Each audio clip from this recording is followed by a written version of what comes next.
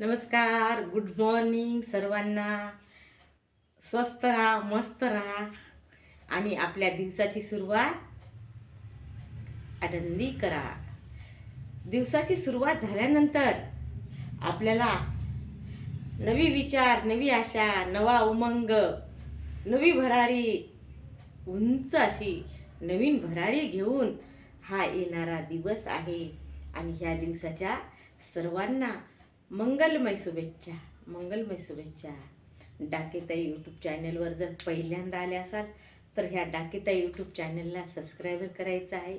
आपला सपोर्ट आहेच, आपल्या सगळ्याचं सहकार्य आहेच मला. आणि जास्तीत जास्त सबस्क्रायबर व्हायचं आहे, आपल्या मित्रमैत्रिणीमध्ये शेअर करायचं आहे. आणि असेच माझे रोज व्हिडिओ बघायचे आहेत. तुमचं सहकार्य हेच तर माझ्यासाठी खूप महत्त्वाचं आहे. आणि तुमचं सहकार्य खरंच खूपच मिळत आहे. आणि तुमच्या सहकार्यामुळेच आज हे माझं यूट्यूब चॅनल आहे ते चालत आहे. आणि काय करायचं माहिती आहे का, मी माझ्या जीवनामध्ये कधीच नकारात्मक विचार करत नाही. माहीत आहे, नकारात्मक विचार करत नाही. नकारात्मक विचार मनाला शिवू देत नाही.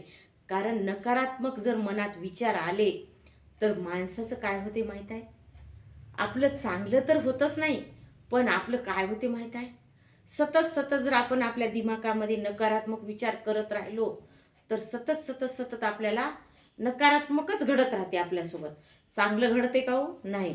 म्हणून काय करायचं माहिती आहे काय, नकारात्मक विचार येऊ द्यायचे नाही मनामध्ये.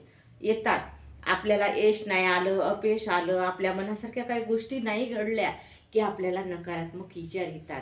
पण नकारात्मक विचार आले तर त्या विचारापासून आपण लगेच पॉझिटिव्ह व्हायचे. आपण नकारात्मक विचार जर आले तर आपण काय करायचं, सकारात्मक विचार करून आपण पुढं चालायचं आहे. हो, मान्य आहे, आज वाईट आहे पण उद्याचा सूर्यकिरण कसा निघणार आहे, चांगला निघणार आहे. म्हणून जीवनामध्ये काय करायचं आहे, आशावादी जगायचं आहे. आपल्या मनातल्या आशा जर संपल्या तर आपण कसं होणार हो, सांगा बरं तुम्ही. आपण तर सगळेजण काय करतो माहिती आहे काय, समोरच्या आशेवर जगत असतो.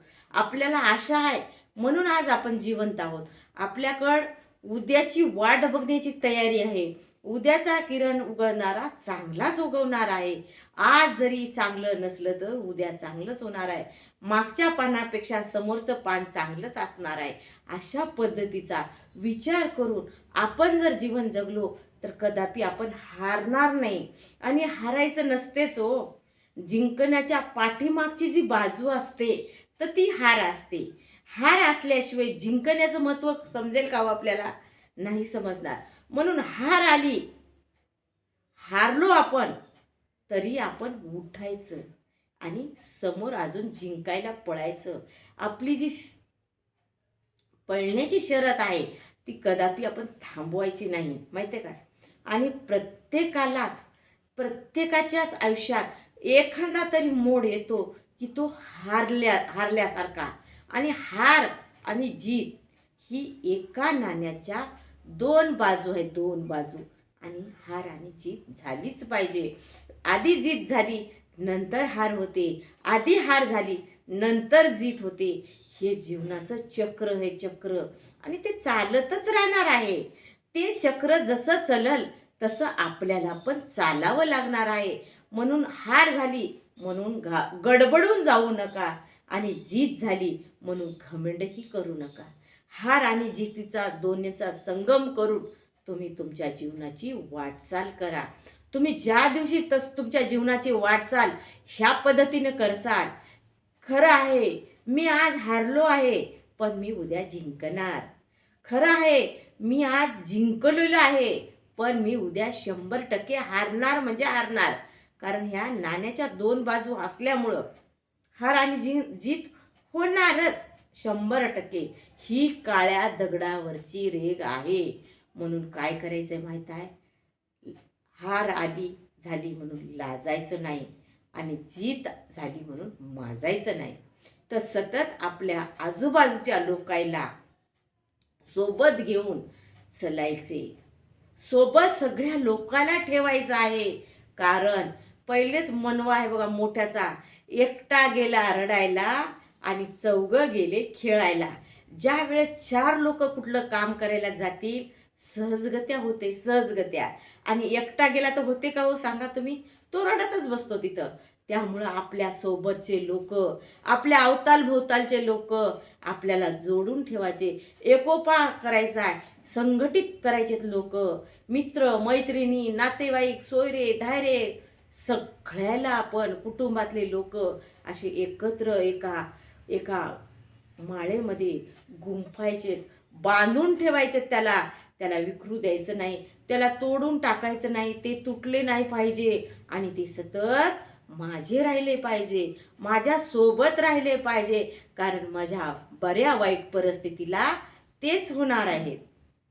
माझ्या सोबतचे, माझ्या भोवतालचे, माझे नातेवाईक, माझे मित्रमैत्रिणी हेच माझ्या चांगल्या आणि वाईट परिस्थितीला साथ देणार आहेत. हे आपण कधीच विसरायचं नाही आणि सतत सतत आनंदी राहायचे हो, आनंदी राहायचे. तुमच्या चेहऱ्यावरचा आनंद अजिबात कमी होऊ द्यायचा नाही. मनवा आहे दुःख सांगायचं मनाला आणि सुख सांगायचं जनाला. दुःख जनाला सांगत बसू नका आणि सुख जनाला सांगत राहा. आमच्या सासूबाई काय म्हणायच्या माहिती आहे का? तुमच्याकडे किती जरी असलं तरी मांडीच्या आडवं खायचं. आमच्या सासूबाईचा बोल मला अजूनही आठवते की थोडं काही आलं तर असं उतू यायचं नाही, तर मांडीच्या आडवं खायचं. मी लहान असल्यामुळं मला नासमज होते, मला ते समजायचंच नाही शब्द. ते पावला पावलाला असं का बोलत असतील त्यांनी? काही जरी आपलं जरी असेल तर मांडीच्या आडवं खायचं, काही जरी असलं तर मांडीच्या आडवं खायचं. पण आज मला समज आली, आज मला त्या शब्दाचा अर्थ समजला आहे की जगाला दाखवत खायचं नाही, तर जे काही असेल ते आपलं आपल्या मांडीच्या आडवं खायचं. खरंच आहे, बरोबर आहे. पैसा आला म्हणून उतून मातून जायचं नाही आणि पैसा नसला म्हणून लाजून कोडमडून बसायचं नाही. ऊन सावलीचा खेळ आहे परिस्थिती. ऊन सावलीच्या खेळामध्ये आपण आनंदाने खेळूया आणि लगेच पुन्हा दुसऱ्या व्हिडिओमध्ये भेटूया. नमस्कार.